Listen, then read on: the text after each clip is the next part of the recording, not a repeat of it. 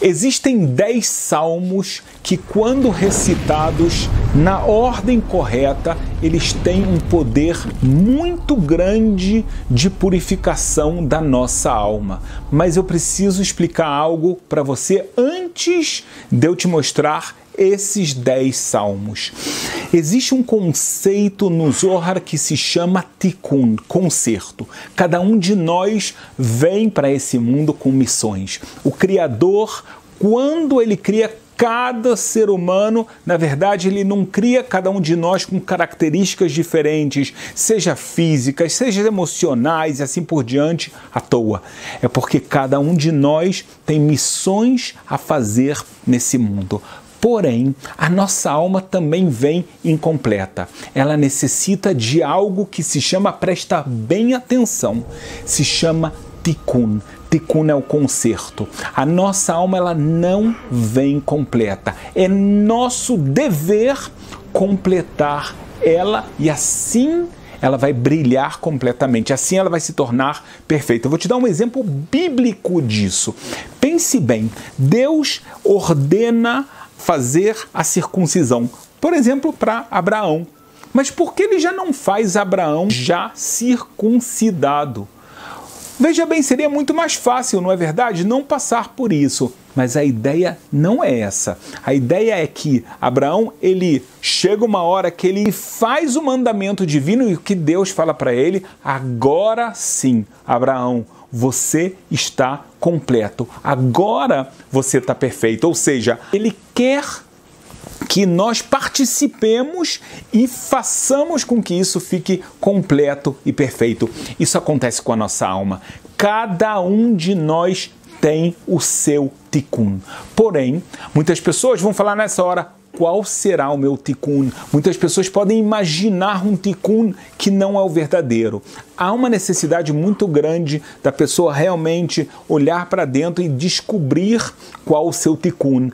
Mas às vezes a gente vai ter uma outra solução. Aqui entra mais um conceito que você precisa saber, que é o conceito do Tikkun Haklali, o conserto geral. O que é o conserto geral? Se você tem um cofre, esse cofre ele tem uma chave, você tem a chave desse cofre, às vezes você perdeu, você fala, meu Deus, o que eu vou fazer agora?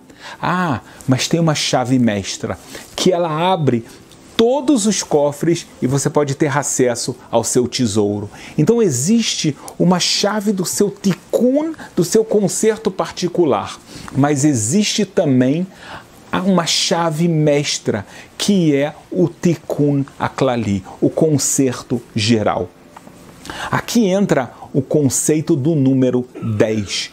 O Zohar diz que esse universo, o mundo onde nós vivemos, ele é feito através do número 10. Existem coisas negativas e aspectos positivos. Por exemplo, Deus criou o mundo através de 10 dizeres.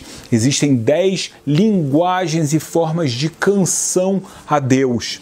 Mas existem também lados negativos. Nós temos um vídeo no canal sobre as 10 linguagens de cânticos, vale muito a pena você ver, mas também existem os 10 lados de coisas negativas.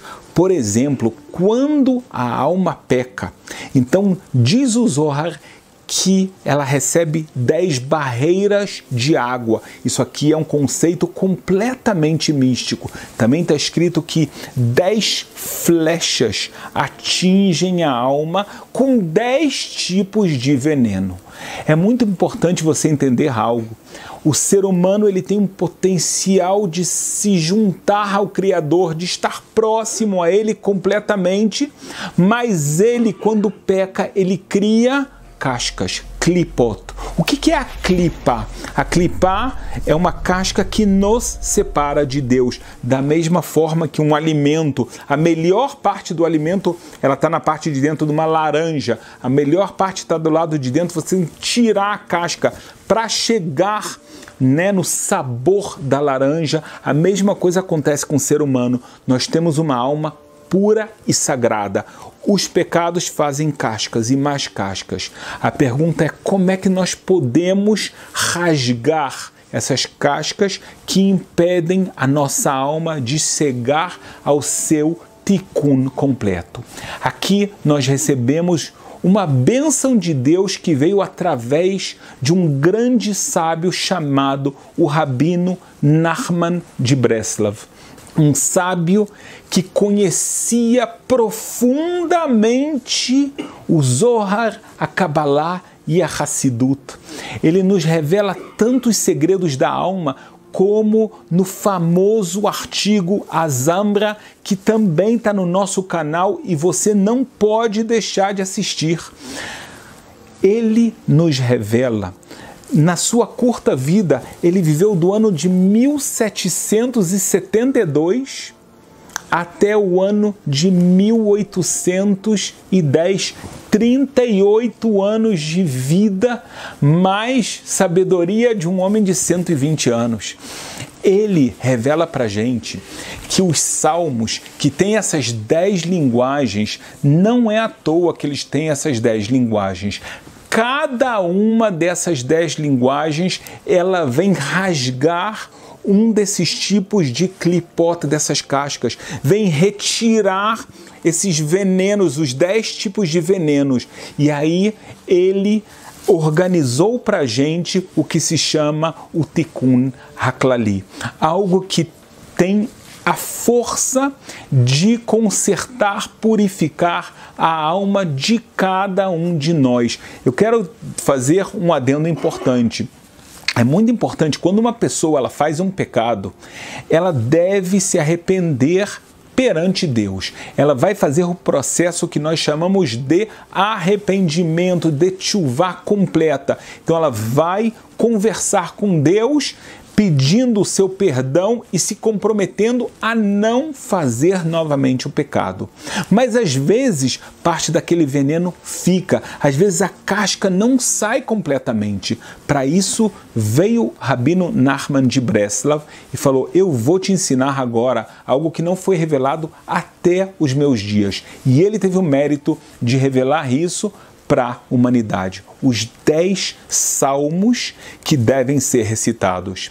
Esses salmos, eles podem ser recitados diariamente, mais ainda se uma pessoa ela peca em algum aspecto sexual, no dia que ela pecou, funciona muito bem esses salmos. Mas, por favor, não me entenda errada. Não pense que eu vou pecar, depois eu vou fazer o Tikkun HaKlali e fica elas por elas. Não é verdade. A pessoa foge do pecado porque, na verdade, ela está causando um mal muito grande à sua relação com Deus, um mal muito grande à sua alma. A gente fala que a pessoa que já pecou, aí ela vai buscar esse conserto através do Tikkun HaKlali. O que eu vou te ensinar agora, quais são os salmos, e eu vou te falar um pouquinho de cada um desses salmos para você entender a força de cada um. Nós vamos começar com o Salmo 16. No Salmo 16, nós aprendemos que é preciso humildade, é preciso de clareza na visão para a gente reconhecer a nossa parte, os presentes que a gente recebeu na vida que foi nos dada por Deus. Nós aprendemos habilidades e forças, que elas parecem ser os fatores determinantes da vida. Então, um pouquinho aqui sobre o Salmo 16. O próximo salmo a ser recitado é o Salmo 32. Aqui nós vemos que Davi exalta a alegria e o estado sincero de arrependimento. Aqui o rei Davi nos ensina como é necessário nós entendermos que às vezes Deus manda para a gente sofrimentos, infortúnios, mas na verdade é para ajudar o ser humano alcançar níveis mais elevados.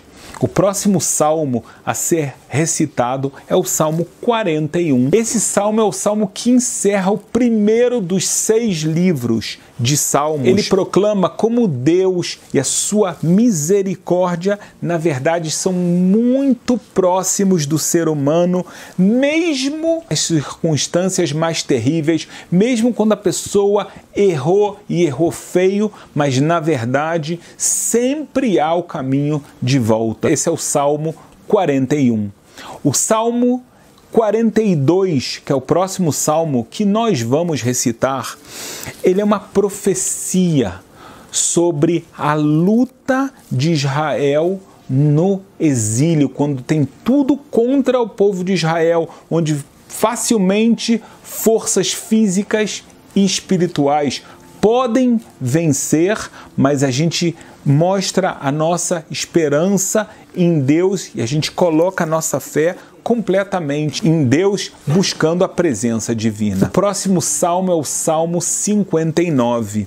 Um salmo que conta pra gente que Saul mandou vigiar a casa de Davi quando Saul estava preocupado que Davi iria ser o próximo rei de Israel e não o seu filho Jonatan. Ele pensou que ele iria matá-lo de manhã, porém a esposa do rei Davi, que era filha do rei Saul, Michal, avisa a Davi e assim traz para ele a salvação. Então é um salmo que ensina para a gente que às vezes a salvação de uma pessoa vem de caminhos e de formas inesperadas. Salmo 77, ele é um salmo que ensina pra gente que às vezes o ser humano ele vai estar numa situação de exílio e no exílio essa pessoa muitas vezes pode ter muitos sofrimentos, muitas dificuldades, mas aqui a pessoa entende que cada um desses sofrimentos, dessas dificuldades ajudam a ele a purificar sua alma porque elas limpam a pessoa de pecados que eventualmente ela fez. Então, às vezes, a gente entende do Salmo 77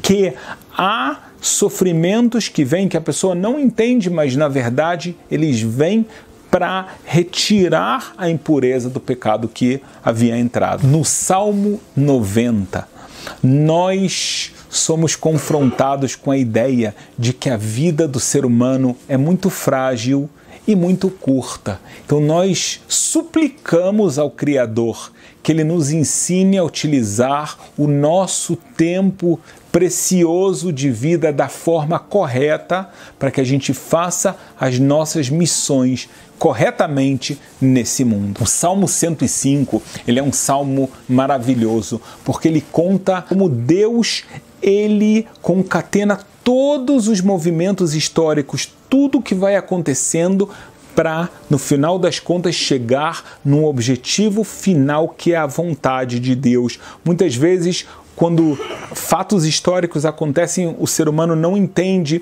ele fica revoltado, ele fica indignado, ele não tem explicação. Mas quando você tem uma visão geral, você vê que, na verdade, tudo estava no plano de Deus. No Salmo 137, Deus permite ao rei Davi saber que o grande templo será destruído e que o povo de Israel irá para o exílio. Mas isso não é motivo de desespero ou desânimo, e sim de entender que mesmo no exílio eu tenho que continuar fiel a Deus, fiel aos seus preceitos, e assim eu vou ter um mérito de voltar a Jerusalém e ter o grande templo. O Salmo 150 é o último dos salmos, de todo o livro dos salmos. Nesse salmo o que a gente mais vê é o ser humano tendo a capacidade, o poder e o dever de perceber a presença divina e louvá-lo. Ou seja, um dos principais objetivos do ser humano aqui é essa conexão com o Criador. E muitas vezes não através de pedidos, e sim através de louvores e agradecimentos. Então nós aqui estudamos quais são os 10 fabulosos salmos que formam o Tikkun HaKlali. Algumas considerações muito importantes normalmente nós não lemos salmos à noite. Então os salmos devem ser lidos de dia, eles devem ser pronunciados, não somente lidos com os olhos, e sim você deve pronunciar, e você pode recitar esses salmos em português. O mais importante é você recitar e ter intenção, não fazer como que você está fazendo uma mágica, e sim buscando a sua conexão com o Criador. É algo que um judeu, um benor pode fazer, um homem e uma mulher. E a pessoa que faz isso garante o Rabino Nachman de Breslav. Ele não somente vai ter a sua alma purificada, como ele vai receber bênçãos em todos os sentidos da sua vida.